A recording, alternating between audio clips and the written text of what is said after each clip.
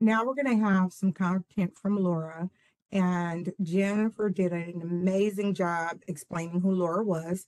And she's a therapeutic foster parent in California. In addition to serving her local community through foster care, she also supports and mentors new caregivers through online videos and one-on-one support. So she uses her platform to inspire people to get involved in helping families in their communities through fostering, volunteering, and supporting nonprofits. Today, the content that she sent us is engaging with the bio families when reunification is the goal.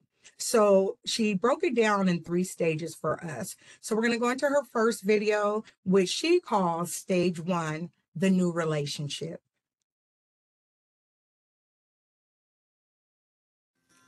Hello, I'm Laura. I'm a foster parent in California, and today I want to share with you some tips and considerations and some practical things you can do as you are navigating child welfare and working with your foster child's biological family. So, a little bit more about me. I'm a foster parent, as I said, in California. And I've been fostering for several years. And in addition to fostering, I also create educational content online. Maybe you've seen my videos or not, but if you haven't, let me tell you a little bit of a preview of what you're going to get today. So, yes, you'll get a little bit of me talking to you like this, but you're also going to see these reenactment style videos. And essentially, what that is me acting like the foster parent, showcasing a foster care situation, and pretending. There's no children in my videos, there's no other people, I'm talking to myself. The purpose of this is to put yourself in that situation for you to be thoughtful and consider what would you do? What would you say? Of course, every situation, child, the needs of the family, the case, the county, all of it are different. But I hope that you'll walk away today with some practical things you can put into practice immediately. Okay, so today I'm going to split our conversation into 3 parts. First part is going to be about a new relationship. So a new child has entered your care and you are getting to know their parents. The next part is going to be that in between time. So the parents are working on their case plan, the child is in your care, and you are co parenting, you're ensuring that that connection is still there. And then the third part of my talk today will be about the ending stages of a case plan. So, reunification, how we can support parents and work together and ensure a safe transition home to their family. All right, so let's get started. So, imagine you have just said yes to a new child, they have moved in. Usually, you will get in touch with one or both of their parents relatively quickly. And that can be in a couple different forms. So, that could be a comfort call where they're just calling your number, you chat and put them in touch with their child and they chat. Sometimes it's in a formal icebreaker meeting. So the worker is joining and facilitating a conversation between you and the parent to get to know each other and talk about any questions or needs. Or you could be meeting them at a CFT meeting, which happens typically within that first month. And maybe you're even meeting them at a visit and you're doing an exchange or a drop off. So I want to show an example of how you could introduce yourself at a formal meeting. And I've added in some notes to kind of pay attention to that could be applied to various situations of when you're meeting for the first time. Hi, everyone. Thank you. Nice to meet you all. And Tanya, it's great to meet you. So I'm Laura. I've been a foster parent for several years. I live with my husband. He couldn't be here. Chris is his name. He couldn't be here today. He says hi. And it's just your children in our home.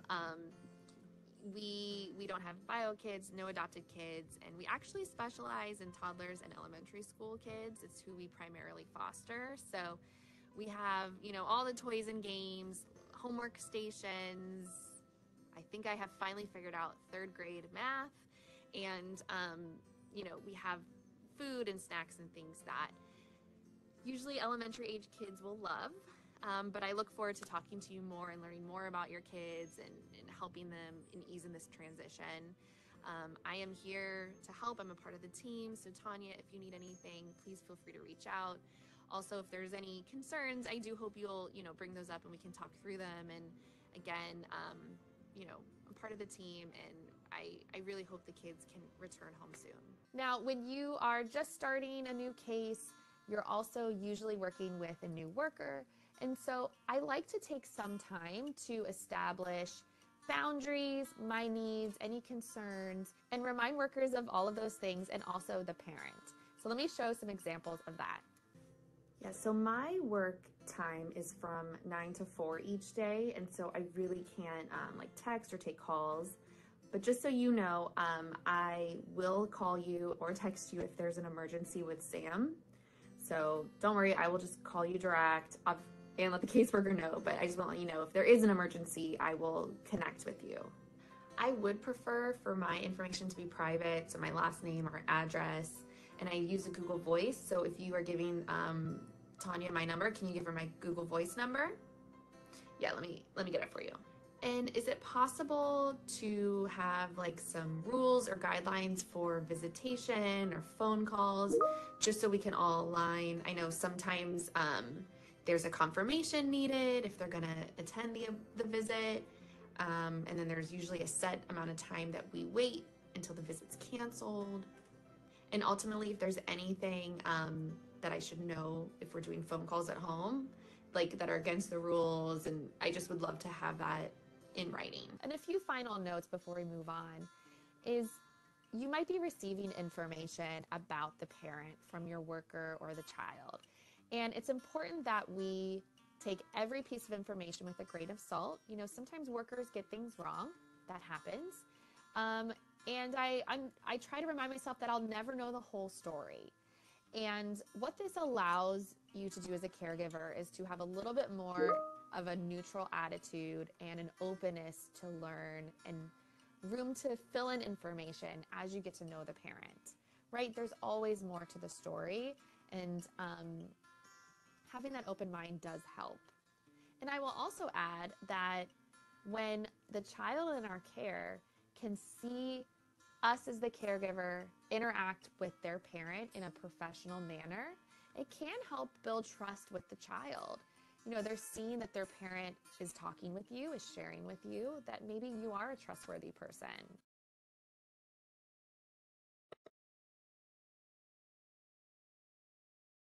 So before I recap, let me go ahead and say I understand that the video is a little low. Unfortunately, this platform has lowered the volume. However, when you watch the video back, once it's loaded up, hopefully you'll be able to hear it a lot more. And also another bit of advice, if you have a headset, go ahead and connect it now. That way you can hear the next 3 videos a lot louder, okay? So I'm going to go ahead and recap her stage 1. And so she basically was talking about instilling confidence by explaining the experience you possess and paint a picture of your home and how you're prepared to care for their child. You can also show the bio parent honor and respect by using such words as your children when you're discussing their child. Now, remember I said she's talking to us about situations when reunification is the end goal.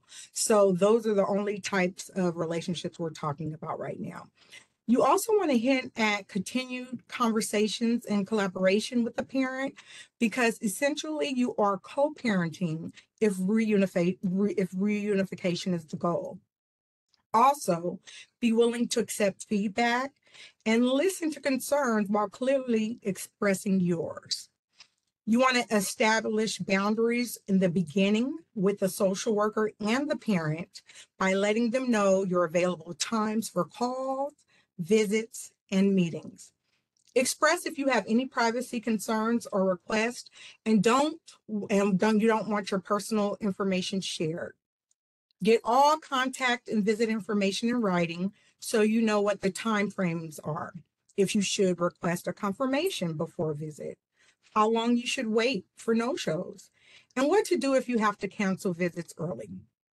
Last but not least, try to keep a neutral attitude. Be open to learn about the parents and their child, and not just rely on what you have heard or read about in this case. The next thing we're going to be seeing is Laura talking about stage 2. what she calls the middle time. And this is preparing for a visit.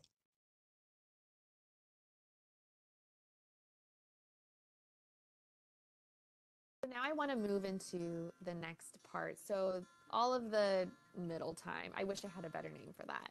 But essentially, the parent is working through their case. There's usually visitation set up, and you're supporting the child in their, processing of what's happening, supporting their needs, getting services set up, and all that. There's a lot going on. And I want to talk about visits first. So, this is a place where we can really help and set up for success.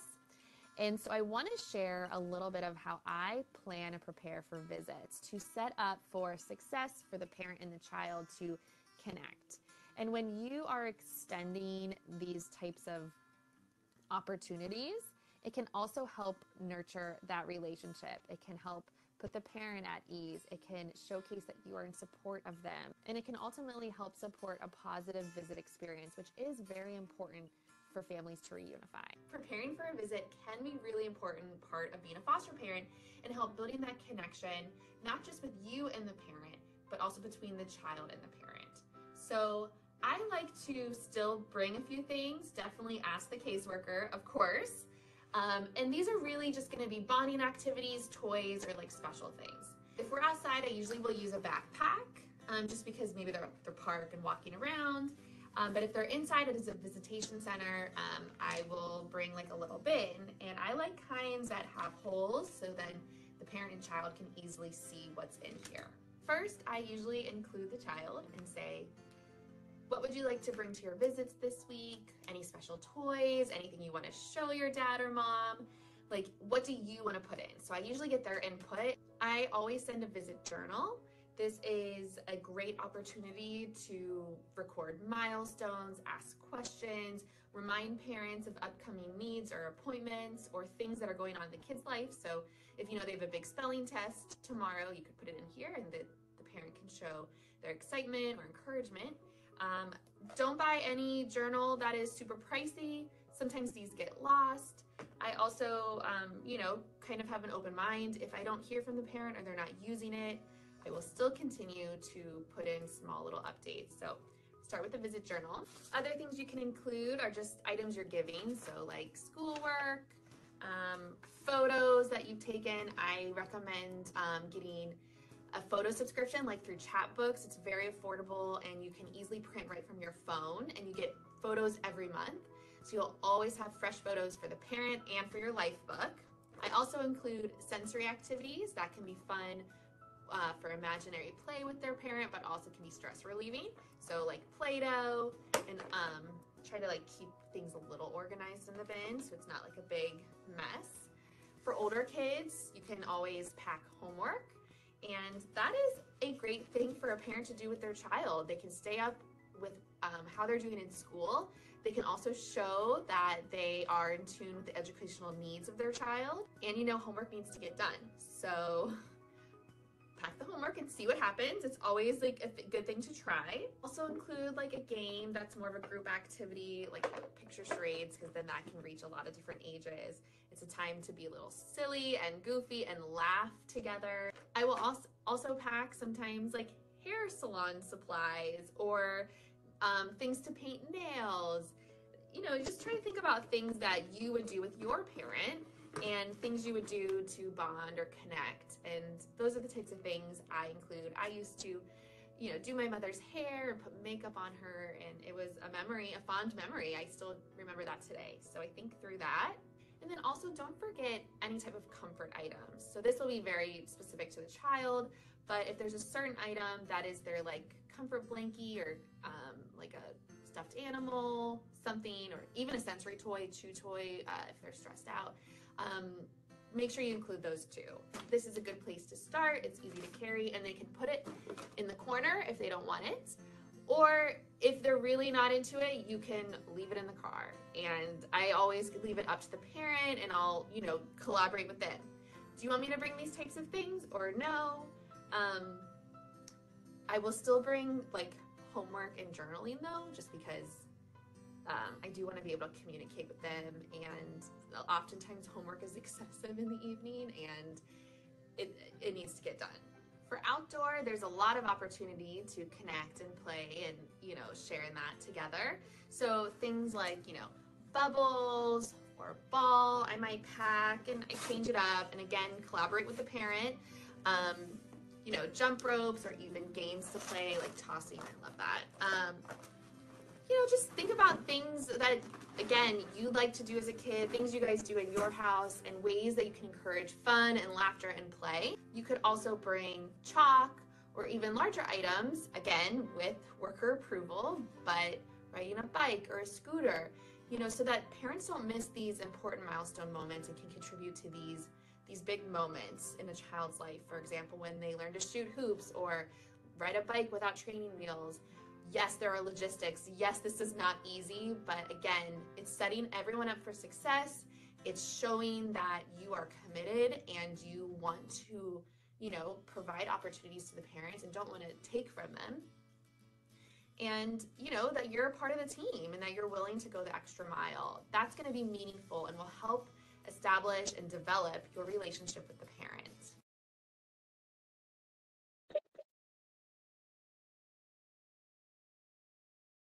So as Laura said, when you're getting ready for a visit, you can simply pack a go bag or basket and make sure to include the child's input. And she gave a lot of inexpensive ideas.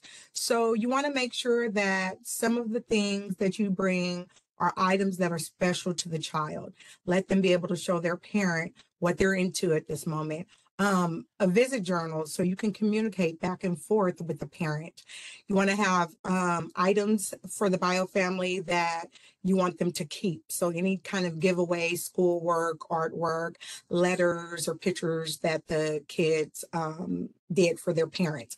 You can include sensory and art activities, homework so the parents can help. You can do hair care and beauty items in case there's any kind of differences and the parents want to spend time and have their child here a certain way. And then also any kind of sports items and board games. But whatever you do, always remember to get the social worker's approval. The next thing that she's going to be discussing is still in stage 2, and it's about supporting the connection with the family. Now, at times, you may not have contact with the parent. Their visits might be paused. The parent may not be able to prioritize visits at that time. And so it's still important that we hold that parent perspective in our mind and are continuing to support the child even when there is some distance. So I want to show some ways that you can continue to support that connection and create safe places for the children to express themselves, even when you don't have as close of contact with the parent. Yes, I'm wondering if it's at all possible at some point to get a picture of Tanya or the family so I can put it up at the house or even just print for Sam to have in his room. I know you miss Mom so much. Here, why don't we draw her a picture and I'll save it so next time we see her we can give it to her. So what is your favorite memory with Mom? Is there anything you did that was super fun? Yeah, going to the beach? I was thinking we could create like a memory book. I got this cute little notebook and we could decorate pages or cut out pictures from a magazine to illustrate a favorite memory. So then if you're ever missing Mom, we can open the memory book and talk about some of your favorite things together. Okay, and later today we have that appointment. Remember, you're getting your braids done? Cool.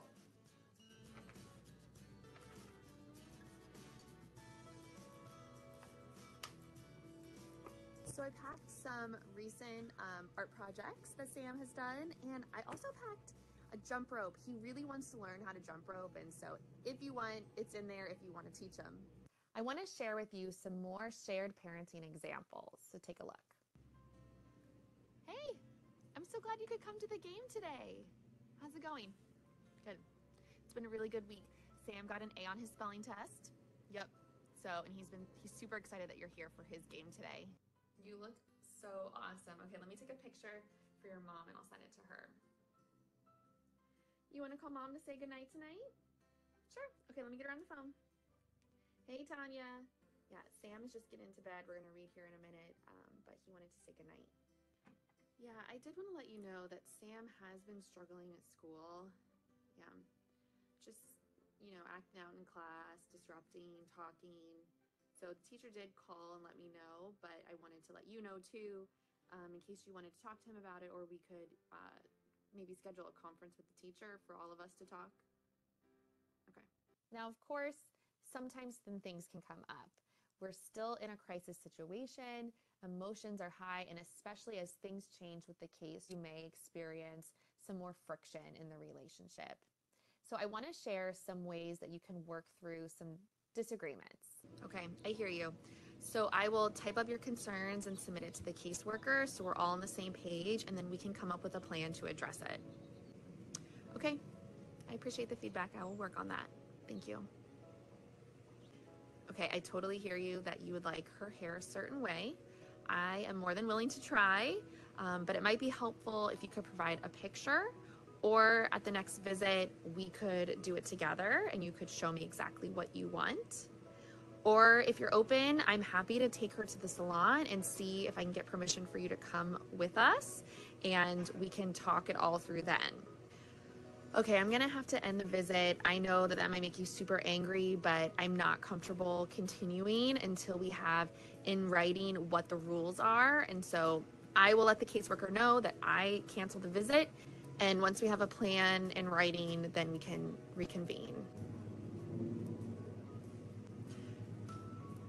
Okay, so why don't we pause this discussion? Let's change the topic to something more positive and lighter, and let's put a pin on it and talk about it at our next team meeting, okay?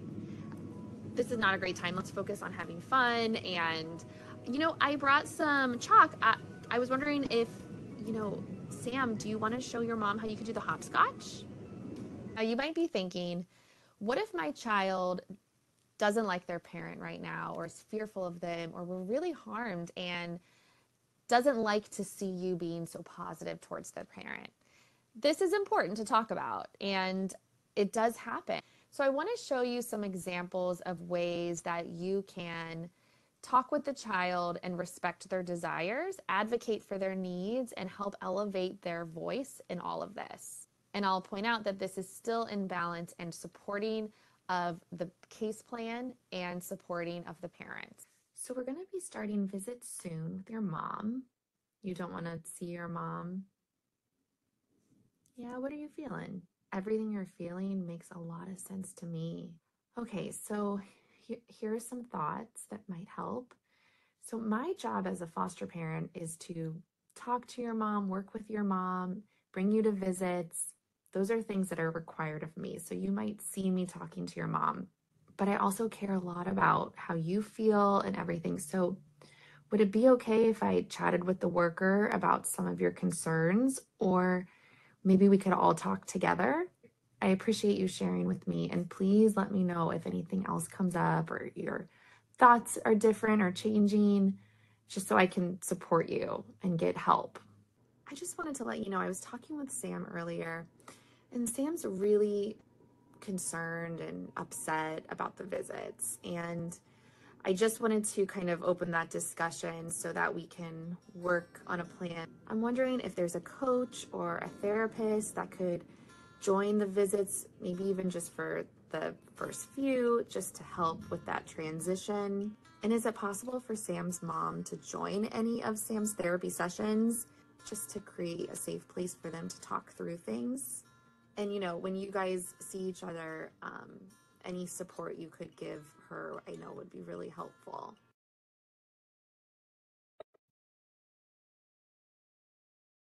So Laura discussed three types of visits. The first one being no contact. And when you have a no contact situation, you want to kind of ask the social worker if you could possibly get family photos for this kid to kind of help with them transitioning into your home. See if they want to write letters or make drawings to save for the parents for when they are able to see the parent again. You can pass those along. She showed a way to create a memory book on things that they have done with their family, and also remember to maintain cultural and religious connections. When there is some contact, she discussed the visit journal and that awesome go bag and basket. So that would be great tools to utilize. And when there's consistent contact, you can go ahead and include the family in events, appointments, send pictures, make goodnight calls, and have behavioral and emotional check-ins. Remember, all of this must be approved by the social worker. When there's disagreements and concerns, you always want to involve the social worker. You want to remain professional. Oftentimes we're encountering these kiddos after they have experienced something traumatic. So we don't want to re-traumatize, because they're listening and looking even when we believe they're not. Okay, so you want to remain professional and try to collaborate and educate yourself on any cultural differences you may have with this child and their family. You also want to maintain the set boundaries. You want to make sure that the rules are followed, not only for you, but for the kids, because some come from places where there are no boundaries. Okay. And then have a code word, a safe word that you and this child can use during visits if they've already expressed that they're uncomfortable in having them. So you can go ahead and redirect the situation by having a plan B. She showed, the kid going to get something out of the car to show the family. So just kind of redirect the whole situation and create a new one so it's a pleasant event. And when you're communicating with the kids, make sure that you listen and you validate any concerns, wants, or needs. And remember, validating is not agreeing. It's just validating what they are feeling and thinking in that moment. Also, you want to support opportunities to strengthen the bond to make the transitioning easier for when they do have to return home. Okay. And finally, she's going to grace us with an amazing video where she calls stage 3, which is about reunification and transitioning. So now let's talk about reunification. I know that this can be a heavy time for foster parents. And so first, it's important that we are monitoring and reflecting on how we are feeling. And you can sometimes feel really excited about reunification. You can be really nervous about it and worried. You might also feel a lot of heartache because you've grown to love this child. And all of these things are valid, but it's important that we are able to maintain our role through it all. And so I want to start off by making sure that you have support. You have friends, family, a support group, or therapist that you can vent to, that you can express your concerns and fears with, because that support can really help get you through these harder seasons. Another thing that you can do to help you through this is to stay involved in what's happening by attending court hearings and having discussions with the workers and the child's attorney. You can help get a sense of what the timing can be like. Now, I'm not saying you should be getting information that is confidential, but generally speaking, you can probably get a overview of what timing can look like. So typically for reunification, unmonitored visits are happening. Sometimes you have overnight visits, extended visits over several days or longer term.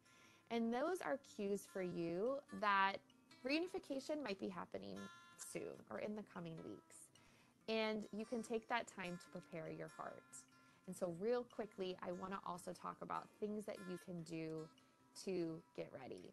You can attend support group and get help there and process all of that. You can make plans for what's next. Perhaps you will schedule a trip out of town or for a long weekend after reunification happens. You can start to think about What will happen next for you as a foster parent? Do you want to modify anything about your home, how you parent, what trainings you need, and maybe if you're going to be changing any of the parameters of the children you're saying yes to? This can all help transition your mind as well and prepare for the next phase for you. All right, so with that, I want to share some examples of ways that you can support this process during reunification seasons. We definitely agree that Sam going home makes a lot of sense, and we support reunification. And I just want to let the team know that we are open to continuing contact and babysitting or supporting the family however they need.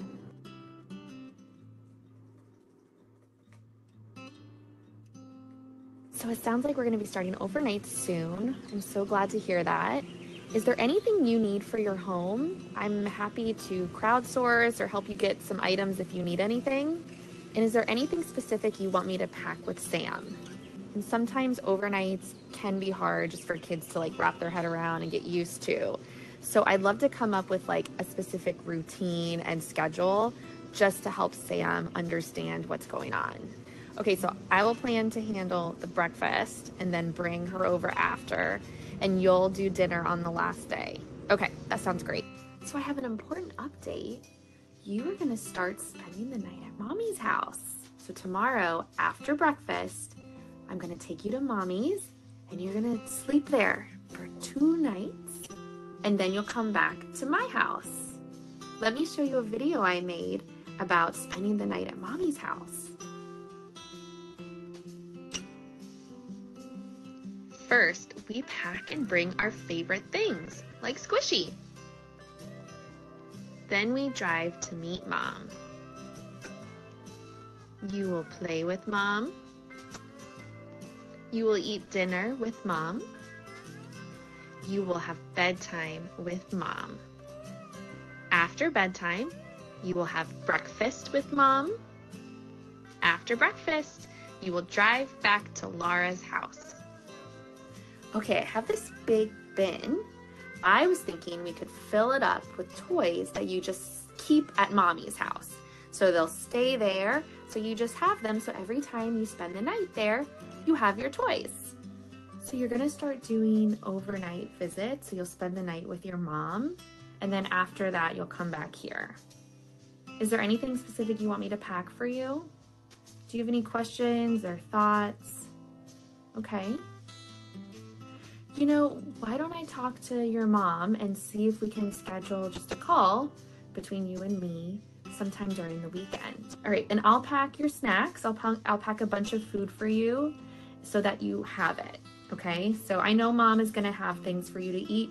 I'll also pack you snacks.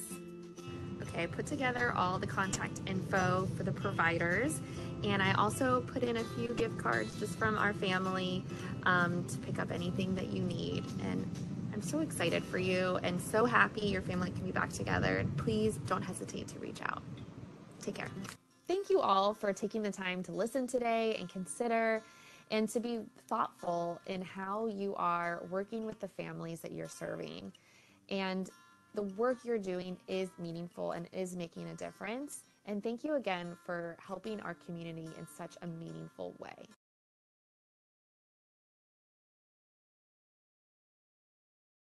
Yes, you know, the significance and the importance of you caregivers is not lost on us.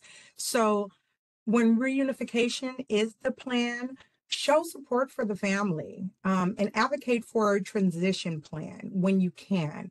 We know that sometimes you may have a kid going to court and you think overnights are going to start, and then you may get an abrupt call that they're returning home that day. So when transition plans are available, just know that it may not be what's written in concrete. Okay. Connect with the parent to see what items they would like to have brought to the home for the child. And what I mean by that is items you've already bought the child or you're willing to give for the child to take home in order to help with their transition.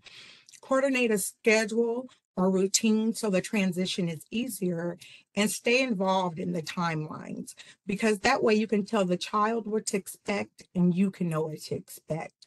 You can start letting them leave personal items during visits. And then give parents any paperwork information that you deem necessary for them to have. Just because you have a copy does not mean that they have a copy or that the social worker may give them a copy. So anything that you would want for your own children, please pass that along to the parents. And finally, use your support system. Attend support groups, participate in self-care, because we understand that you are pouring into these kiddos' lives, but just the same way as you're making an impact on them, they're definitely making an impact on you. So take care of yourself. Now, next slide is going to be Laura's social media contacts. You guys can go ahead and contact her if you'd like. She has a plethora of videos posted on all types of different scenarios for foster parents. And I definitely think you guys should go ahead and look into that. She also interacts with her audience and she offers one-on-one support. So you'll be able to access these links at the end of the webinar.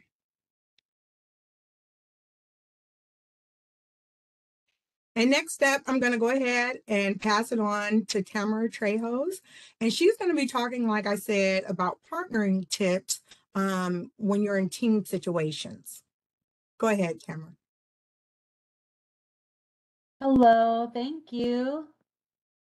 I am Tamara Trejos, and it's going to be tough to follow up Laura there because everything she said, I was in here cheering. Yes, yes, that, 100%.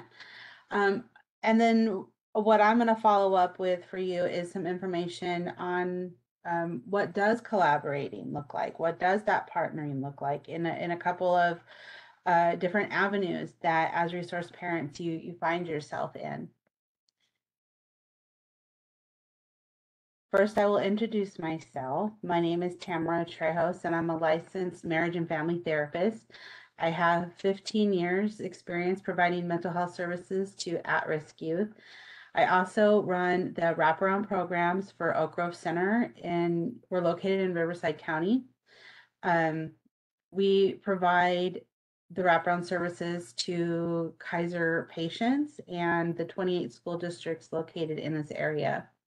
For UC Davis, I develop curriculum and teach professional development courses for social workers, probation officers, mental health workers, and educators. But most importantly, I'm a parent of two super fun children, both of whom have that label, special needs. We call them sprinkles. They have little extra sprinkles on their Sundays. My youngest son is on the autism spectrum, and my oldest has mental health diagnoses that he manages now as a young adult. Having navigated special education and mental health systems as a parent, I'm able to understand the systems that we're going to talk about today from having sat on both sides of the table as either a provider or the parent on the receiving end. During this brief presentation, we'll touch on the differences of a child and family team called a CFT and a wraparound team. We will discuss the importance of being involved in the youth school and how having rapport with the school can help you be successful as a resource parent. And before we jump right in, I want to give you a little bit of information as to why partnering is beneficial. Can we just, Tamara, really quickly, can you stop sharing and reshare your presentation so that we can actually see the presentation slides? Oh, I didn't. On my screen, it looks like you have it. Sorry. It's okay. Let me see what I can do.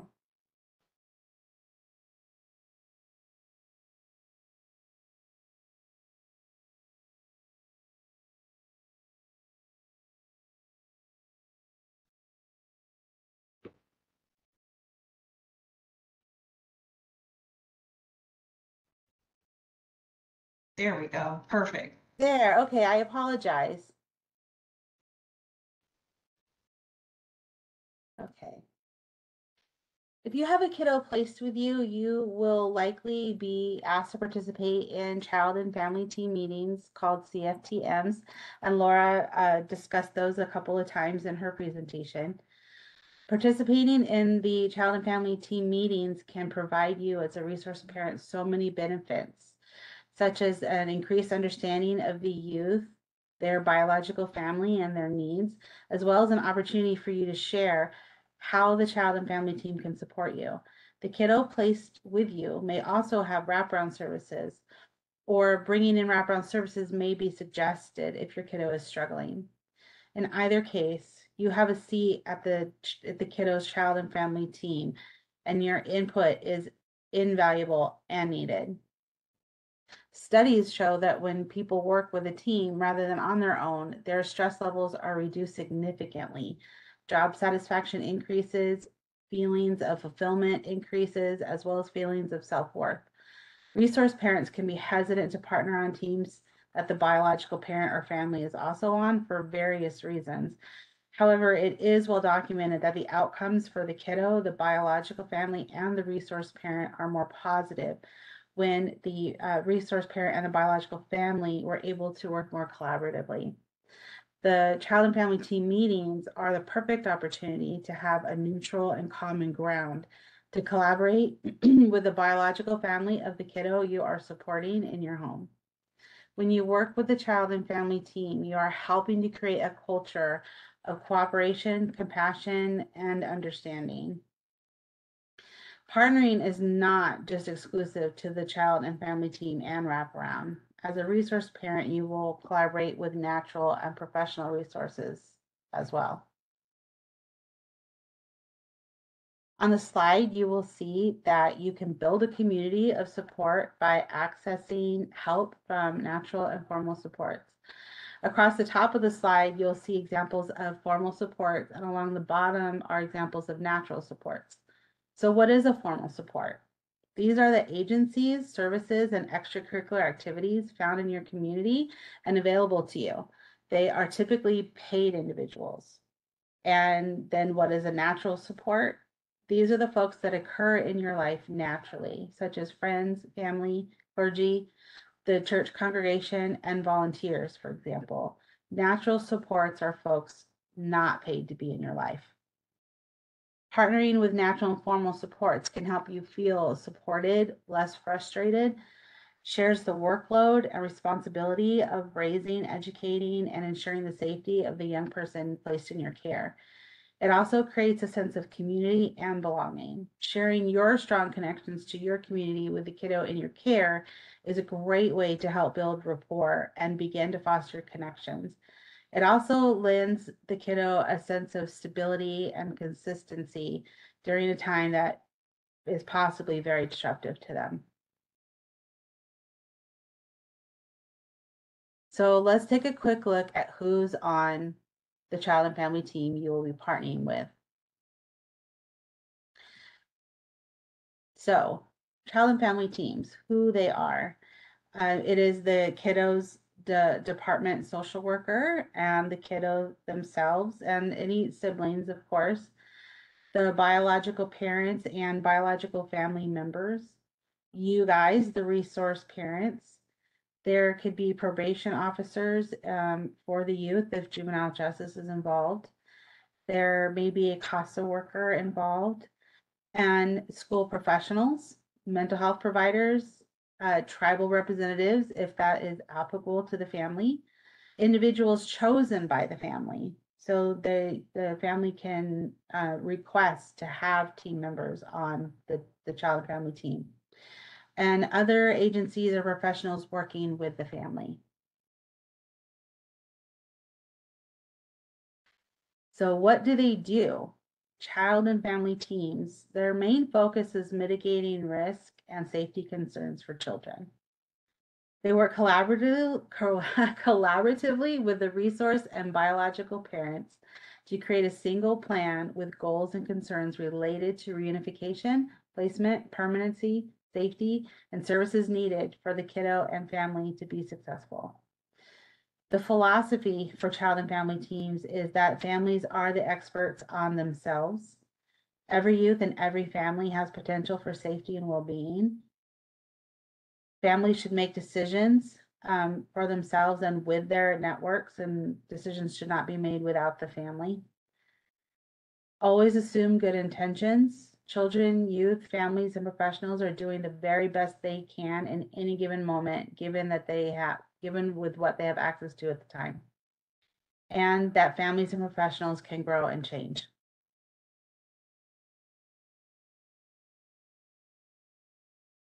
So I like analogies, and I'm a visual person. So my suggestion is to think of the child and family team as a bus. The passengers of the bus are the participants on the child and family team. Just like a city bus, passengers will come on and get off when it is their time. It is helpful to think of the child and family team as a bus so that it will be less confusing when you find yourself partnering with other teams. So for instance, your kiddo can have a mental health team, a school team, and maybe a regional services team. If you have a kiddo placed with you, you will always have a child and family team until that placement is either permanent or they are no longer placed with you. As long as you have the child and family team, all the other teams are part of the passengers on that bus. They are on the child and family team. The agenda of each child and family team meeting is fairly consistent, and knowing what will be covered and understanding the focus of the child and family team meeting will help you be prepared and feel more effective partnering with them. On average, child and family team meetings are held every 90 days. There are other specific regulations around when CFTMs are required to be held based on the intensity of the kiddo's needs and services in place. So if we take a look at what is on the agenda for a child and family team, the key components are they will go over and review and update any specific timelines and participants that should be involved in the process. There is a service planning that happens. They look at and discuss risk concerns, safety concerns, and they do assessments, or they might review assessments that have happened. And there's constant conversation about needs. They look for progress. They want to know how is it going? How's it going in your home? How is it going during visits? And they want to celebrate successes, big and small. There's an evaluation of ongoing needs and then transitions. So now we've talked a little bit about what a child and family team, like who it is and what do they do. Let's look at wraparound. So wraparound is brought in when the kiddo's needs for mental health services and behavioral intervention is severe. Wraparound is an intensive service that provides in-person or virtual services, or a combination of both, 4 times a week for specialized meetings and therapeutic sessions. Wraparound is a planning process that values and requires the input of the family. However, that is defined by the family and believes the family is the experts on themselves. So very similar to the thoughts of the CFT, child and family team. Wraparound comes alongside resource families and biological families to create an environment in which all child and family team members feel safe to participate and feel valued. You will hear wraparound called the WRAP team, but just remember to think of that CFT bus. The wraparound service staff are members of the CFT. Wraparound has weekly family team meetings called often FTMs that allows for more frequent planning and responding to intense needs when compared to the child and family team process, which was about every 90 days, except for, special circumstances. And when it is time for a child and family team meeting, your child and family team may utilize the wraparound facilitator to also facilitate the child and family team meeting. So look, if we take a peek at the slide just really quick, who is wraparound? It's typically a 4-person team. You'll have a facilitator who acts similar to like a case manager. And there's a partner, a therapist, and a behavior support specialist. The philosophy of wraparound is youth do better in their homes and communities. They follow 10 principles, and it is a planning process that helps families identify unmet needs causing undesirable behavior and find new ways to get those needs met. Wraparound collaborates with all agencies to support consistent care and understanding of the family's needs. And they bring in additional natural and formal supports.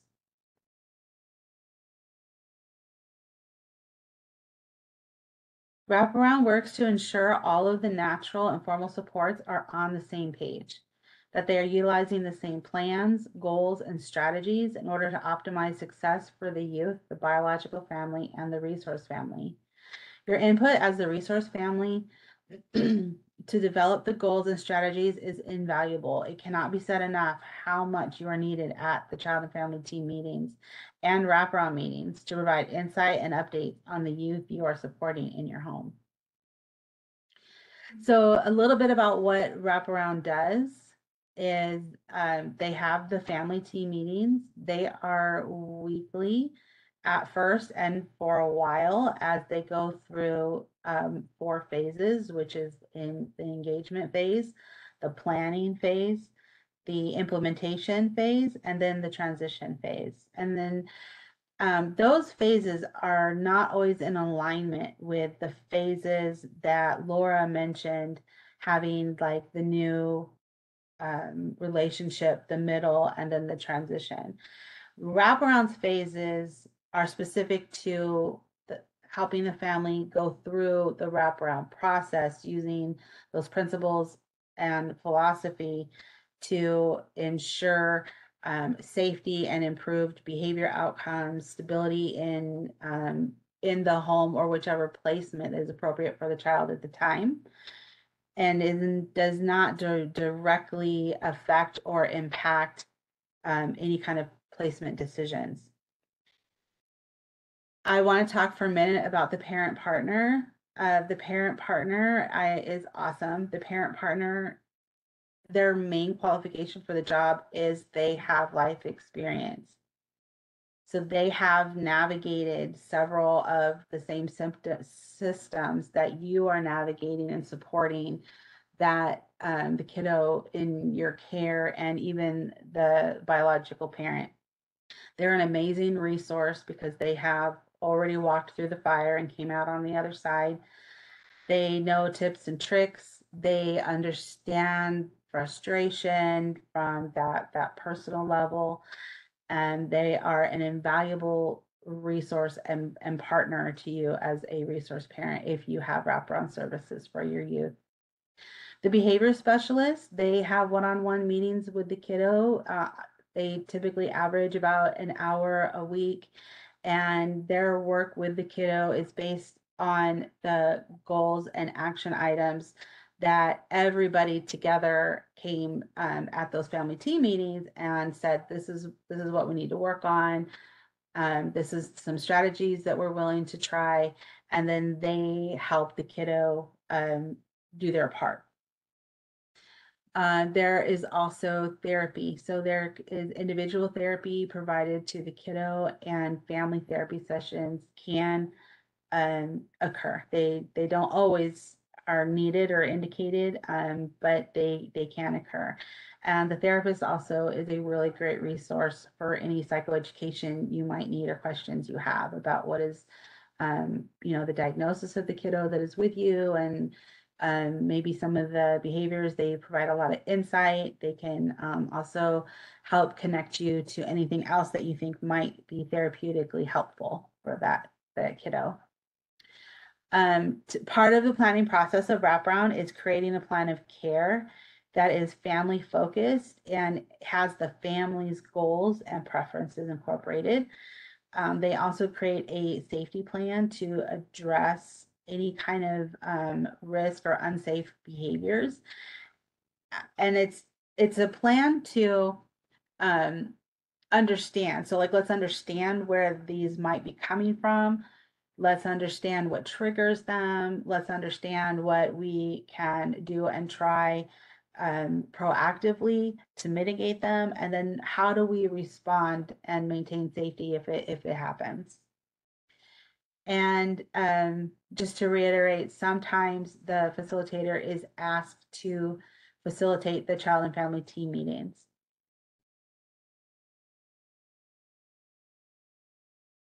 So sometimes working on the same teams and having communication and contact with the biological parents and family can be difficult and uncomfortable, but the benefits of that collaboration far outweigh the cons. I will speak to a few of these strategies to assist you with navigating the collaboration in a positive way. And I really appreciate that Laura touched on several of these as well. First and foremost being share your insights and share what is working. You have this unique position to bring light into this like possibly very dark process for the family and for the youth. Services tend to be focused on even strength-based services like wraparound, but it can tend to focus on what are we fixing, what is broken, what is wrong, what needs support, what needs tweaking. And you as resource parents have this unique ability to kind of sit just enough outside and see also what is working, what are some insights you have, what how is the child functioning now in your home, and share that with the biological parent, share it with the social worker, and share it with the wraparound team and the child and family team. It's really important to work to withhold judgment, and then that can be hard, that can be difficult. And be open, being open. I liked what Laura said about we don't ever know everything, we don't ever have the whole story, and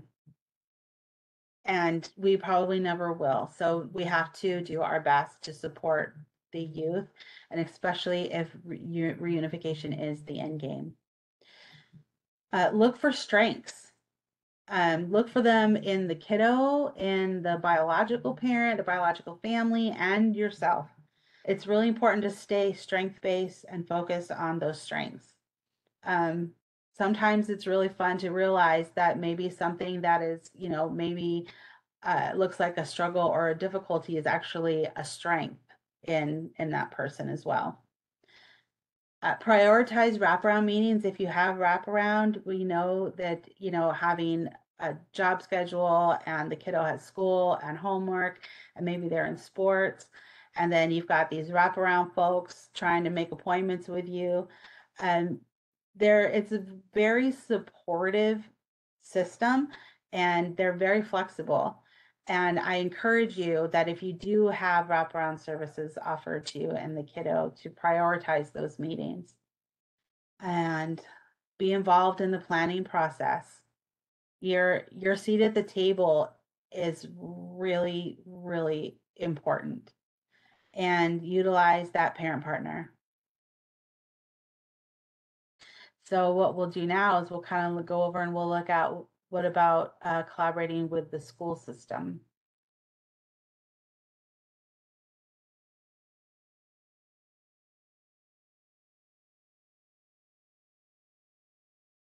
Building the child and family team, which means to fill up those seats on the child and family team bus, is a critical component of the kiddo being successful. To build the best team for your kiddo, the school has got to be on the team. Youth are in school for 12 and up to 15 years in some cases of special education, and attend 5 days a week for a minimum of 6 hours per day. That is a lot more time than they spend with their families in some cases. The teachers, the counselors, the peers that they interact with for the majority of their days are school-based. The education system is often an untapped resource full of new ideas, strategies, activities and adults that can support the kiddo and biological and resource families. So let's get those folks on the team.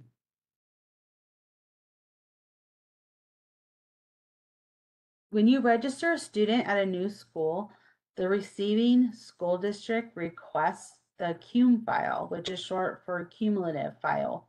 And they're requesting that from the exiting district. It can take some time for that file to get to the receiving district.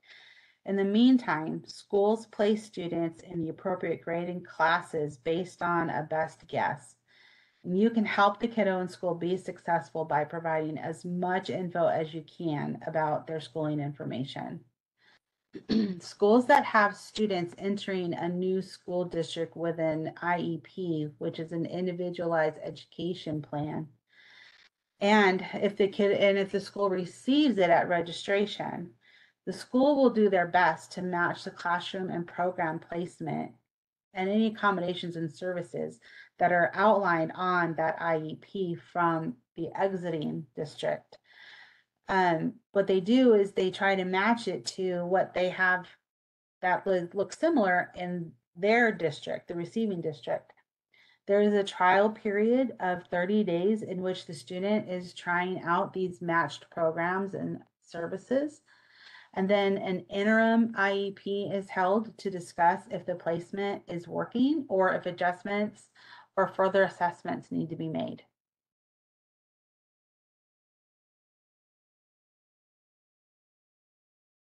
So a lot of people believe the student needs to have an IEP to get support, which is true to get certain accommodations, modifications, or services. However, in collaborating with a student school, you can first try asking what informal supports are available to the student if the student does not already have a 504 plan or an IEP.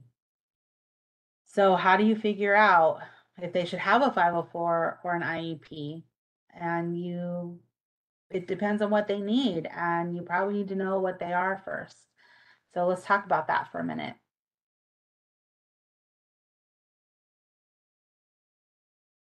When you receive a kiddo and have to enroll them in school, they could simply be in general education. They may have a 504 plan, or they may already be in special education. It is helpful to think of these three different levels of support like a continuum of care that a kiddo would have access to, especially if you have a kiddo that is enrolled in all general education courses and classes, but is starting to have behavioral or learning issues. Like maybe you start to notice that in your home. If they do not already have one, they may need to have a 504 plan or be assessed for special education. General education without any supports, and maybe none are needed, is reflective of what you assume a typical student encounters daily, such as independently navigating the school schedule and curriculum. A general education student may have tutoring support for difficult subjects, but is expected to meet standardized expectations for conduct, schoolwork, and attendance. Students in general education can also receive informal supports, which means they are not accommodations a school team is required to provide, but they are set up informally by the teacher or school guidance counselor. 504 plans support a student by detailing specific accommodations created by a small team of school staff, sometimes called a student success team, or you might hear them say SST, and the student and caregiver that become required of the school and the teachers to allow and implement. The purpose of the 504 plan is that the accommodations to the environment will allow the student to be better able to navigate the general education environment and expectations. 504 plans do not alter the expectations of a student's performance. An assumption is that students with 504 plans do not require special education services, or they do not or would not qualify for special education. So what that means is you could have a student who maybe needs accommodations to be able to navigate the environment, but they are maybe not struggling academically and would not be struggling academically if those changes to the environment were made. And student who needs special education services, an IEP, is struggling to engage academically. And that could be due to behavior, that could be due to learning disorders. There's a laundry list, and as a matter of fact, there's 13 different categories that a child can qualify for special education services under. IEPs are individualized education plans, and they outline the specific reasons a student requires special education services, the desired outcomes and goals, and the support, accommodations, modifications, classroom or program placement, and services the student will receive. So just listening to that list of things that can be adjusted and changed in an individual education plan versus a 504, which just looks at what little tweaks can be made to make the general education environment more accessible for the student. The overarching goal of special education is to provide interventions early so that the student is able to return to general education or remain in general education with minimal support. Of course, there are students with severe disabilities that will require special education services during their entire time in school. IEPs do allow the school to change the expectations for attendance and performance on grade level curriculum, makes testing accommodations and modifications, provides environmental changes, provides specific tools or technology, and lots of flexibility to learning.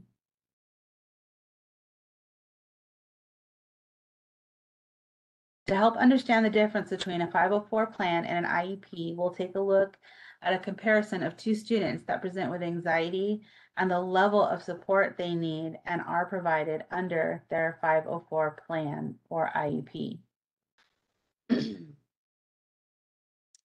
So when we look on the left side, we have student number 1 with a 504 plan.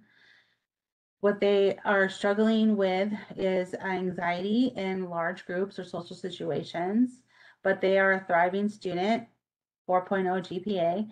They have a small social circle, 1 to 2 friends, participates in school activities, and received 504 accommodations for anxiety. And those accommodations that were written into a plan are breaks as needed, access to a preferred adult as needed, and preferred seating. So student 1 is able to maintain in the general education classroom setting and be successful. However, this does not mean that she does not need any support. When student 1's anxiety becomes triggered, she cannot concentrate, becomes tearful, is distracted, and cannot access her education or meet social demands during that time. Through a conversation with her teacher and school counselor, a 504 plan was created to provide some accommodations that will support her to continue to be successful. Student 1 is allowed to independently determine when and where they will take breaks during class, has an agreement with her guidance counselor to receive front of the line access to them when needing more support after taking a break, and preferred seating near the door so that she feels less conspicuous when leaving the class to take the breaks outside. Oops, I'm sorry.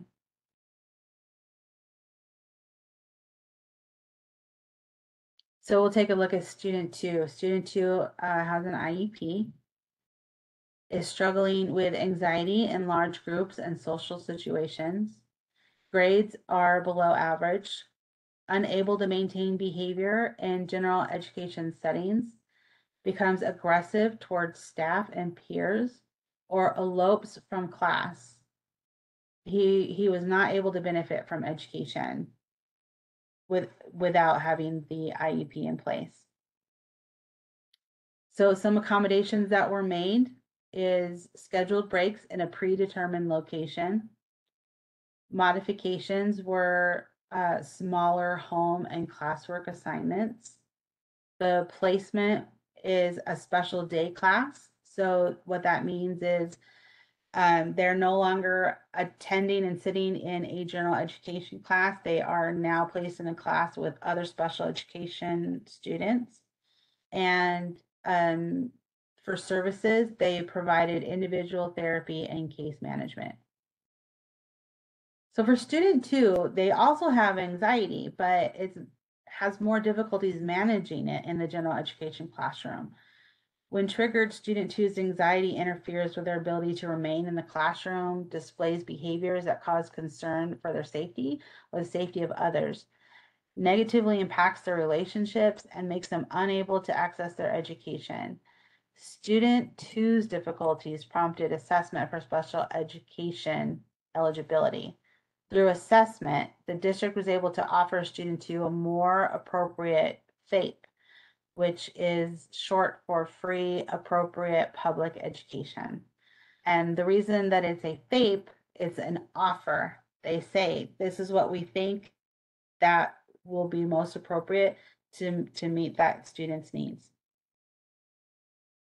So student number 2's offer was small group and individualized instruction in that special day class.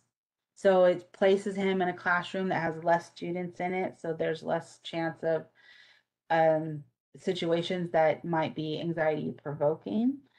You also have more one-on-one instruction and support in a smaller group setting.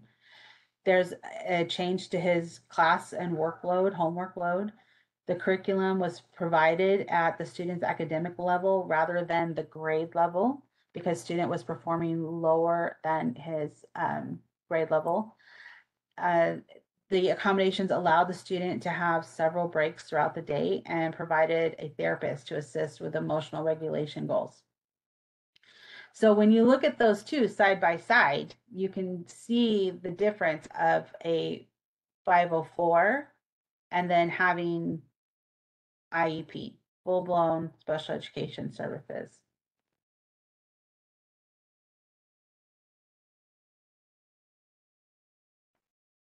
So if you have a kiddo in your home and you are suspecting they could benefit from more formal supports that would be provided through a 504 or an IEP, it is important to know how to request that from the school system. The key to remember is to put it in writing and get it in writing. So here's the steps. Submit your request in the form of a brief one-page letter that states what you are asking for. So it's either a 504 planning meeting or assessment for special education eligibility. And include what you are basing the request on. So for example, you are giving a brief description of what is the need, what is the problem, the why you are asking for these meetings. Also include what the 504 or special education service can offer as support. So you're letting them know what your expectation is to come out of that 504 plan or when IEP and special education services are in place. You're going to take a copy of the letter to the receptionist at the youth school and ask her to give you back a time and date stamped receipt to demonstrate when they received it. They will often just make a copy of your letter and date and time stamp both copies and give you a copy back. Then you go to your school district and ask to follow the same procedure, and you are leaving a copy of your request with the special education department at the school district offices. And get that time, date, stamp receipt. Then when you go home, follow up with an email that you address to the school and the special education department at the school district. Let them know you have turned in the request in person and attach a copy of the letter to the email. Now the clock starts ticking for the districts to respond to your request. You should have received a handout for this webinar today, and it's called Assessments and Eligibility. It's a short article from the California court system, and it will provide you specific timelines that the schools are required to follow after you make a request for the youth to be assessed for special education. And this information will be really helpful to guide you through what you need to know and what to expect and when to expect it.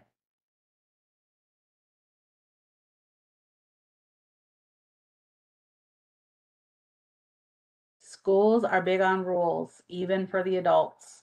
Schools have rules and regulations for just about everything, and they can be inflexible about them.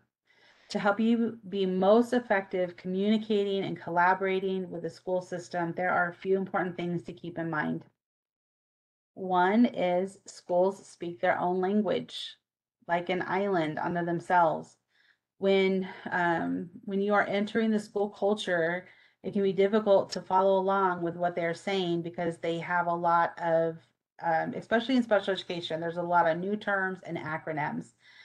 To make it even more complicated, the terms can vary from district to district. So if you get some paperwork from the exiting district and you're reading through it and they're talking about a BIP, which is BIP, Behavior Intervention Plan, and then your new district that you're bringing things over and you sit in a meeting and they start talking about a BSP, which is a Behavior Support Plan, or even a PIP, which is a Positive Intervention Plan. All three of those are the same thing, but it can make it difficult. So, and another handout you would have received is a list of common terms and acronyms that are used in the school setting, not even just for IEPs, not even, just special education. So I encourage you to print that list and tuck it away somewhere, because if you hear something or you're not sure. But what's really important is that you know that if you don't understand something, say something. They're just talking in their language, what they're comfortable with and what they know, and they don't always remember that the parents, the resource parents, even the outside providers that don't live in the special education or school culture don't know their language. They don't know what they're saying. So if you don't understand something, say something. Number two is they have a continuum of care similar to mental health. The California Department of Education, which is CDE, audits schools to ensure they are providing special education services in what is called the least restrictive environment as safely possible. Least restrictive means the educational setting that provides the most access to the students' general education peers as safely and academically possible. Some bio and resource parents may believe that getting the kiddo into special education is a pathway to residential treatment. However, educational residential placements are the most restrictive environments and are the last level of support on the continuum. They're the very last resort after all options in and around the current community has been utilized. Schools are very outcome based. Schools love outcomes. Think about progress reports, parent teacher conferences, report cards, state testing, goals on the IEPs. Everything related to education and their curriculum is designed to meet a desired outcome. If you are collaborating with a school on a student's progress, either academically or behaviorally, speak to them about the desired outcome and how it will positively impact the learning of the individual student as well as others and the learning environment as a whole. That will help them listen to your concerns. And the last one is they do not like the word advocate or advocate. Schools do not like to hear the word advocate. In the school realm, an advocate is a person whom is employed by the family to act on the family's behalf when the family and school team are at such odds that legal mitigation is likely. Advocate and using the term advocacy means something else entirely and will shut down the lines of communication quickly if they hear it. And just to kind of help you understand that, I made another slide to kind of like bring it home. So it's definitely worth explaining this a little bit more because there's a significant culture difference in the education world when it comes to the words advocate or advocating than what we're familiar with. Common use of advocate is meant to speak up for, promote something, empower, or encourage. The definition of advocate in relation to school terms is a person who represents and provides support to children with disabilities and or their parents. It is a paid, hired representative, and they are usually brought in when it's getting ugly. It's getting ugly between the family and the school team. In education, an advocate is hired by the parent or caregiver to support the parent's efforts to gain services for their student that the IEP team is not in agreement with and is currently not offering, or is denying the parent's request. Advocates may or may not be attorneys. There are education attorneys, and some advocates are employed by those attorneys. A family may have hired an advocate as a last resort prior to suing the school district and has become the spokesperson for the child, youth, and family. When we review the definition of adversarial, we can see that an advocate is brought in when the two sides opposing each other are the parent, caregiver, and the school. Very often, disagreements in what services should be offered and provided to the student turn to litigation, which is the adversarial system of justice, in which both sides have to present evidence, further underlying how the word advocate has become synonymous with adversarial in the education world. All of this information is to help you understand the need to remain neutral, not come across aggressive, and to avoid appearing as an advocate in order to best support your kiddo when partnering with the education system. It's just some food for thought. It's some things to get to be mindful of. Because what can happen is innocently, you are being that fierce protector. You are talking to them. You are saying, I noticed this. And um, the term you attract more bees with honey definitely is a good fit for how it is working with the school folks.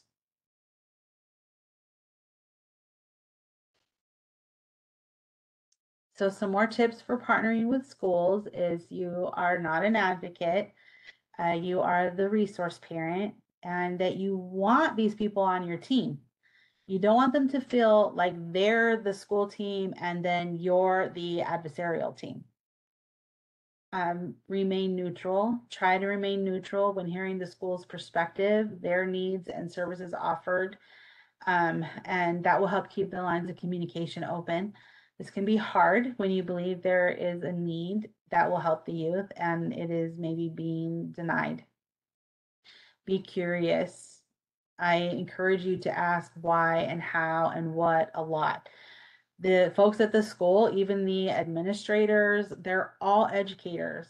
And if you create conversations that allow you and the school folks to unpack items rather than assume, that will go a long way. And be flexible.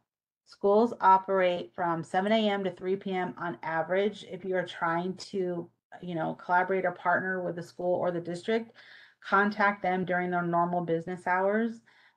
Be available to set up meetings during that time, and you will be able to increase the likelihood of them participating. And then try to avoid emotionally loaded language. This can be really hard, and I'm speaking as a parent myself.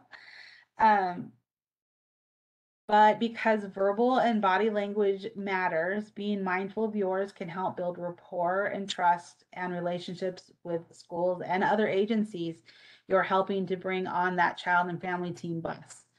Examples of emotionally loaded language that could cause someone to feel defensive is, instead of saying they're refusing or they're oppositional, you could say they're declining at this time.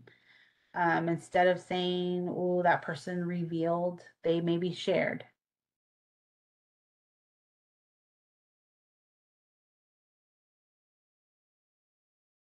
So to summarize, this side by side contrasts the different types of meetings, keeping in mind that everyone is on the child and family team bus. But while everyone's on the same team, not all meetings are treated the same. But we want you at all of them. For instance, what is discussed and determined in the child and family team meeting may be planned around in the WRAP family team meeting. Placement determinations and mandates may also be planned for in the family team meeting, but they are not decided in a family team meeting. And remember, the family team meeting are those weekly wraparound service provider meetings. The school team may be aware of the student being in your resource home and separation or visitation with the bio family is or is not happening, but it is not appropriate to discuss those details in an IEP meeting where the educational concerns are addressed and educational goals are created.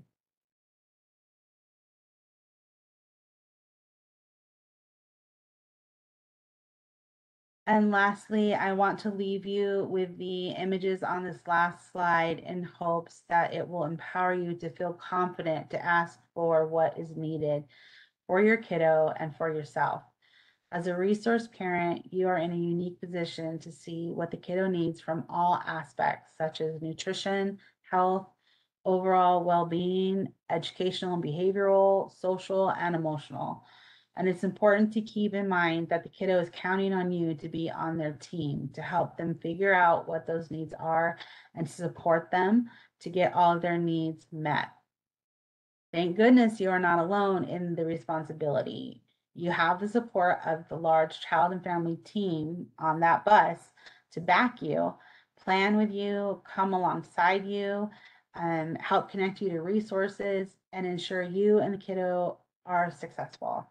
And I hope the information today helps you feel confident and comfortable to use your voice, join and partner with a child and family team and wraparound providers and engage the school teams as well. Thank you. Thank you so much for all that information that you were able to get out today.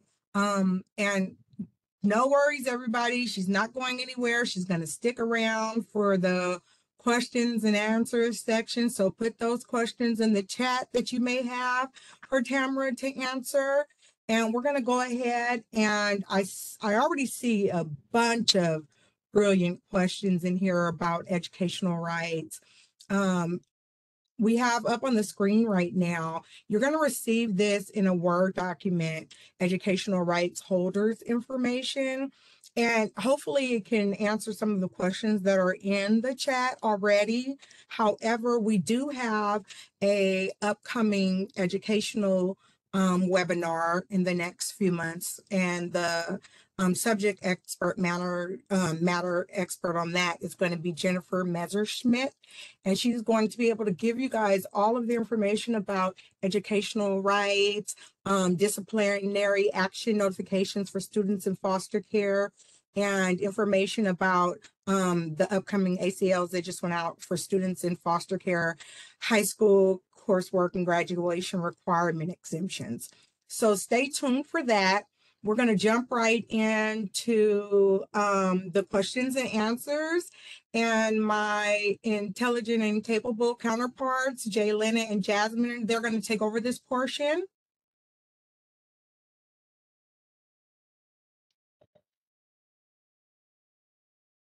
Thank you, Salima. So our first several questions are for Tamara. So Tamara, we have some questions for you.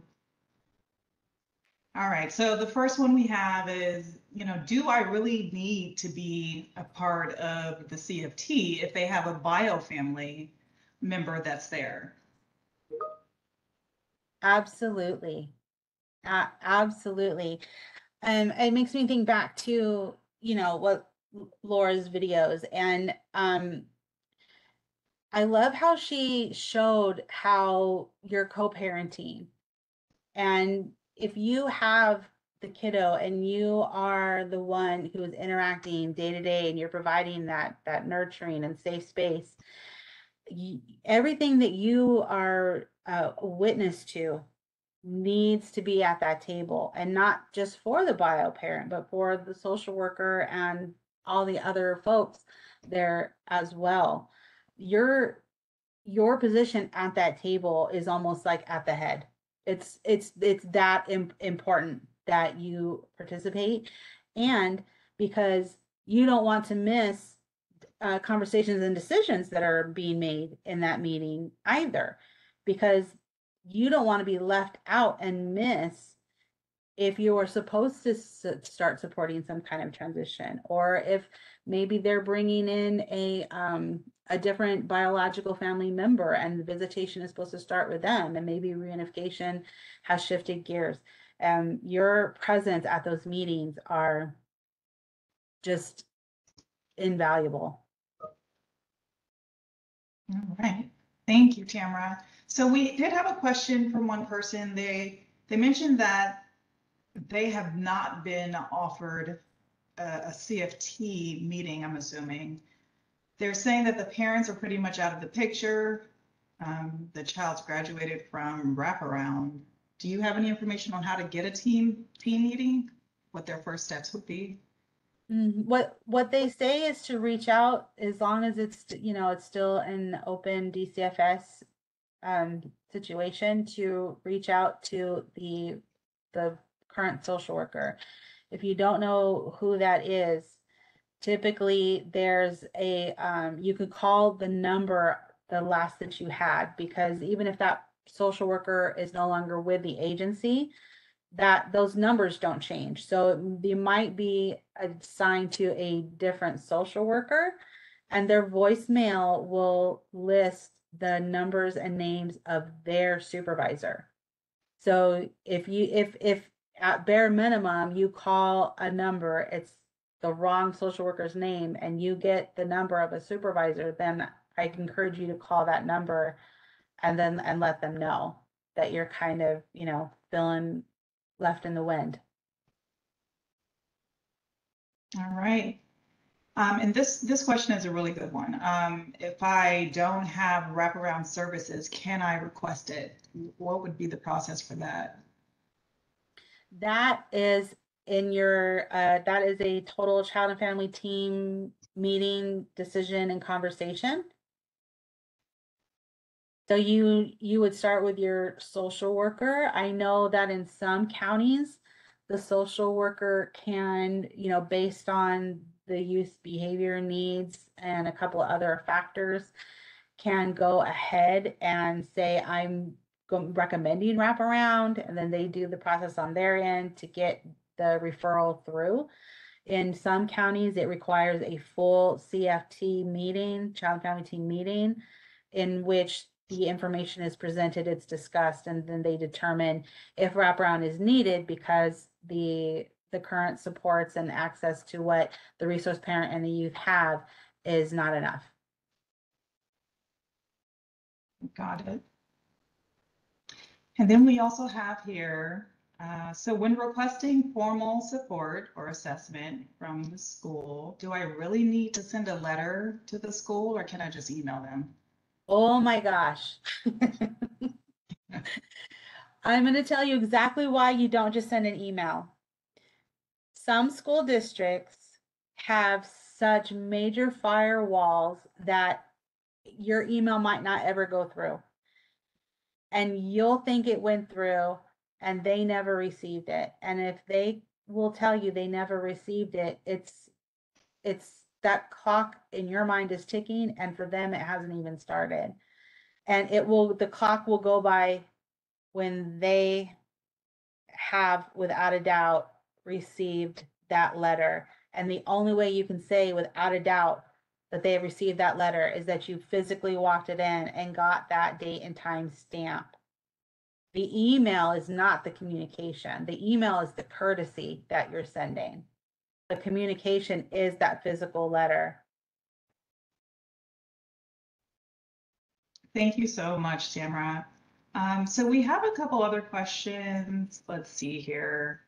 So there are some of our webinar participants who are participating or signing into the webinar on the phone.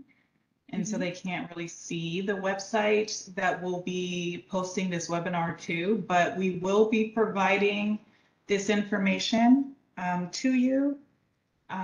We also have a slide that we'll show at the end of this presentation that lists the website, but we will be emailing everyone who participated in this webinar the resources and the websites to find this webinar and the supporting documents. Let's see. And one thing, if you are joining us by phone, please send us an email so we know that, because it'll just show your phone number. It won't say your name or your email. That way we can make sure that you do receive all materials.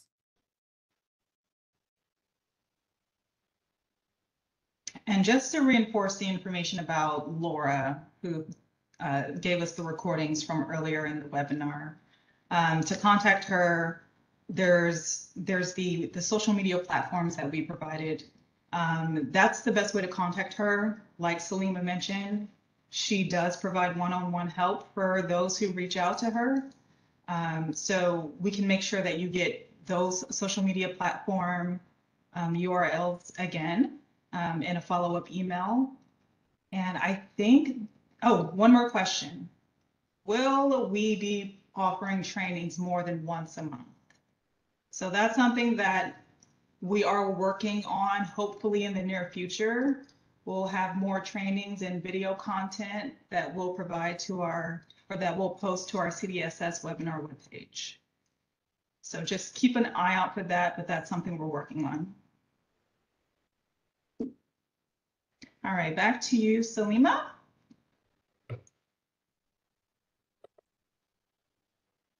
Thank you. Now I'm going to introduce Donna Davis, and she's going to talk about the caregiver pandemic assistance information.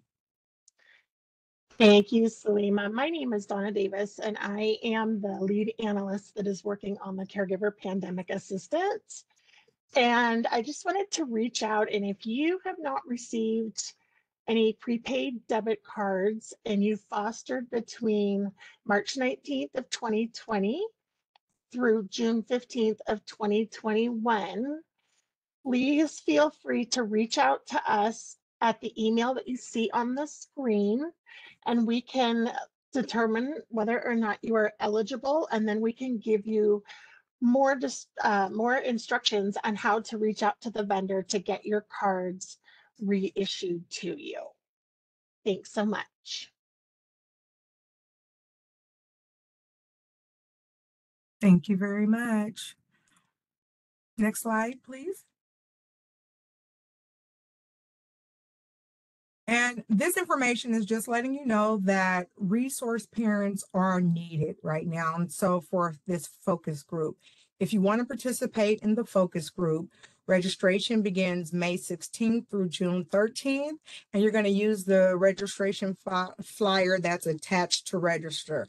So you can scan the QR code, or you can contact Ivan Favela at IFAVELA at catalyst-center.org. Or you can contact Gina Jones at ccr@dss.ca.gov.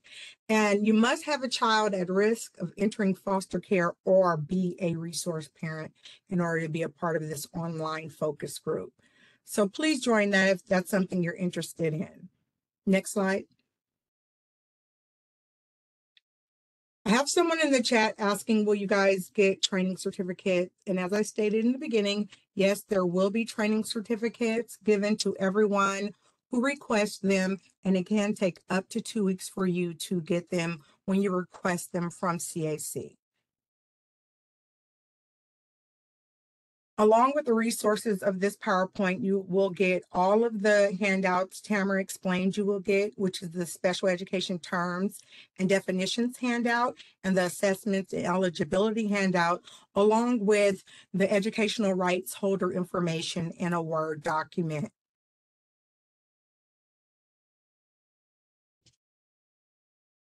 Here are some additional resource links that you'll be able to access.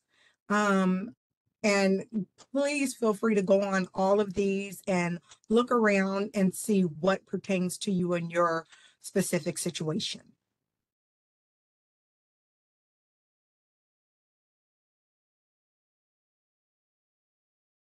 We do have monthly webinars that we are giving at this moment, and it's usually the third Thursday of every month.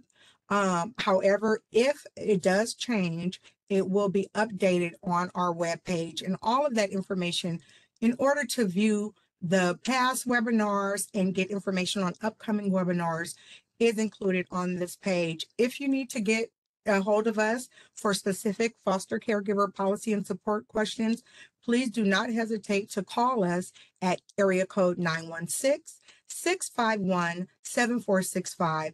And you can send us an email at caregiversforyouth@dss.ca.gov.